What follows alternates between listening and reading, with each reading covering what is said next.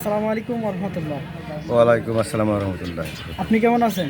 আলহামদুলিল্লাহ ভালো আছি। আপনি এবার এই আসনে কাকে এমপি হিসেবে দেখতে চান?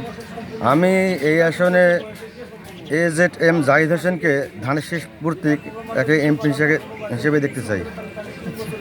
আচ্ছা, আপনার পছন্দের প্রার্থীর কাছে আপনার প্রত্যাশা কী কী? আমার প্রত্যাশা হলো এটাই যে আমাদের দেশ যেহেতু কৃষি প্রধান দেশ, আর এদেশের যেহেতু শতকরা 85% লোক কৃষির উপর নির্ভর করে, সেহেতু আমরা যে গরু ছাগলের কৃষি পণ্য হিসেবে বিক্রি করে থাকি, এই আমরা সাধারণত এক জোড়া জুতা কিনতে গেলে 12 থেকে 1400 টাকা লাগে। সেহেতু আমাদের দেশে কোনো প্রকারের চামড়া পাকাকরণ মেশিন নাই।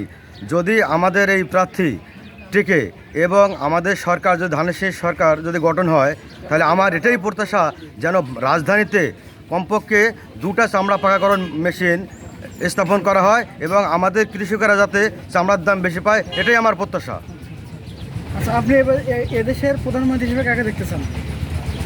আমি এদেশের প্রধানমন্ত্রী হিসেবে, যেহেতু সামনে নির্বাচন, সেহেতু ছেলে মানুষকেই দেখতে চাই। আর ছেলে মানুষ হিসেবে তারেক রহমানকেই আমার পছন্দনীয়। আচ্ছা, আপনাকে ধন্যবাদ। ধন্যবাদ।